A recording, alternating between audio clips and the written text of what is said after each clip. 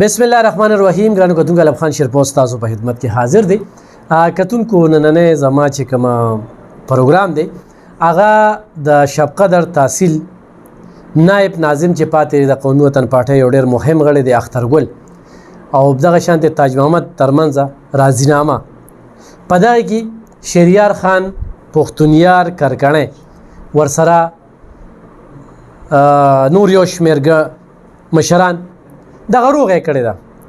په دغه شعر سره د پلدی یوسف خان افغاني شعر صاحب شعر دی چې دلته دا خبره په دیروانه چې دلته کې سو خپل بد ته شر نه وایي او زه خو د هیچا سره شر نه کوم، ما ته د خلک خړو نر نه وایي. کتونکو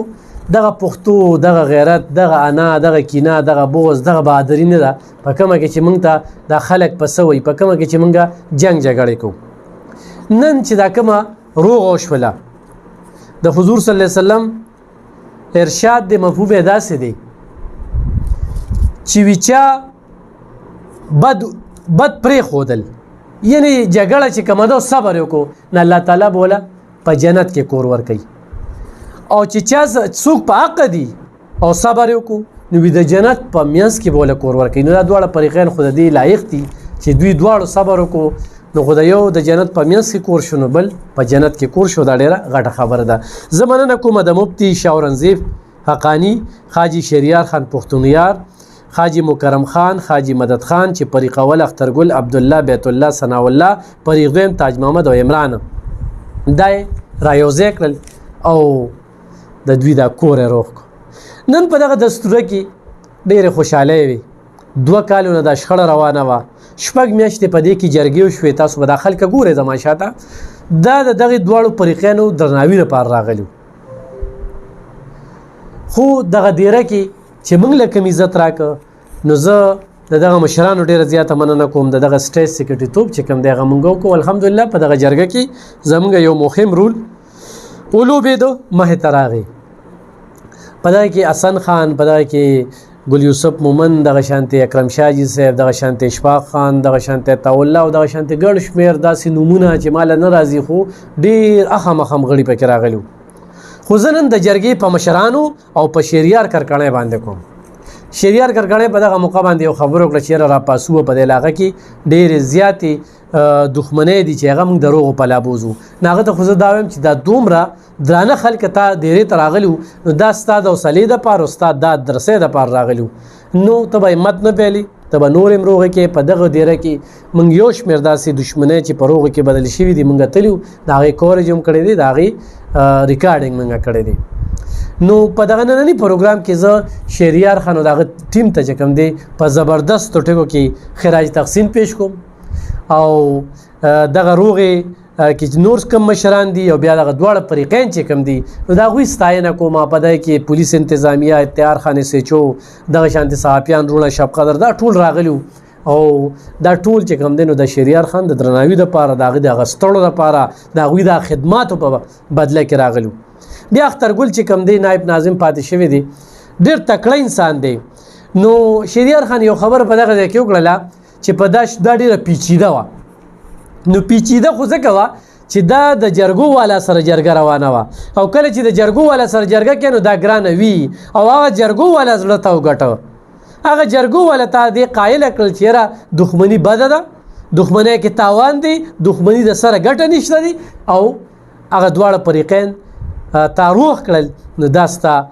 ډېره غټه کامیابي وه. زما به ټولو خلکو ته خواست وي چې په سیمو کې بدې وي خپلو کې روغې کې، د انا، کینه، بغض، حسد چې کوم دی دا ختم کې،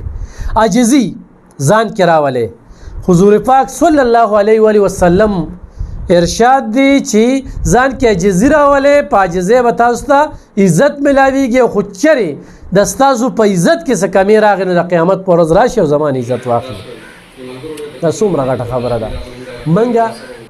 په نوم مسلمانان یو، موږ اصل کې د اسلام د دایرې نه ډېر لرې ځان کې اسلامي اصول نه راولو دي. زموږ کورونه به روغ شي، موږ به دې دشمنونه ختم شو او دشمني په جوړېږي په څه په درده په مشروطۍ. موږ د ځانه ډېر زیات مشروط یو نو موږ ځان ته دشمنۍ جوړوي. د دشمنۍ وجه صرف مشروطي ده. بیا ورسره انا راشي بلک بسوي ښه پلانکي هغه ته کېناست هغه نه معافي وغوښتل هغه سر وکړي هغه ډېر ظلم کړی دی یار د اسلام یو ماضي موږ ته پروت دی که نه او اسلام کې به وروسته زور کې دنیا کې مخکې زور کوه خو موږ وروسته اسلامي تاریخ راوالو چې زمونږ پیغمبرانو صحابو ادم معافی اعلان نه دی کړی خلک یې نه دي معاف کړی کم کم ظلمونه نه کړي زموږ په خوږ نبی حضرت محمد صلی الله علیه وسلم باندې په طائف کې په صلح حدیبیه دا ټول واقعیات موږ ته مخې ته نه دي پراته نو چې د معافی اعلان کولی شي نو موږ سیو او صبر او معاف کېدو کې دې کې الله پاک اجر ورکوي او الله ته خوښه غوره عمل چې کوم دی ناغه روغه ده او په صورت حجرات کې پشپږشتمه سپاره کې باقاعده دا ویل کېږي خو د دې حکم نه موږ ډېر چې کوم دی نو علما هم نو خبر کړي موږ ته د مونځ ویلي دي موږ ته د روجې ویلي دي موږ ته د زکات ویلي دي موږ ته د حج ویلي دي موږ ته د کافرانو سره د جهاد ویلي دي خو موږ ته دا نه دي ویلي چې مسلمانان خپلو کې رونه دي د دې مطلب څه دی چې مسلمانان خپلو کې رونه کې او دا یو عبادت دی نو دا عبادت چې کم دی دې لپاره مخورس خلک خوشته کنه وټونه غواړي کوڅه په کوڅه ور وخی خو دغه شانته خلک هم چې کم شریار کړکړی دغه شانته مشرانو پسیمو کې وی چې د خلکو کورونه روغی نو دا پروګرام مې په دې باندې کو تاسو د دومره لوی غونډه ګوره چې په دې کې دا دوه فریقین روغ شو او دغه جرګې مشرانو ډېر زیات ستړي وي هغه ته په زبردست ټکو کې خراج تحسین پیش کوم امید ته ساتم چې دغه شانتي فناقه خرکه کې په دغه شانتي په بټاګرام کې دغه شانت په کتوزو دغه شانتي په دوابه کې نور داسې دښمنۍ دي او هم د خلک په لاره به بوزي زموږ ورسره تعاون مرسته ملاتړ او دعاګانې ورسره ډېره مننه خوشحاله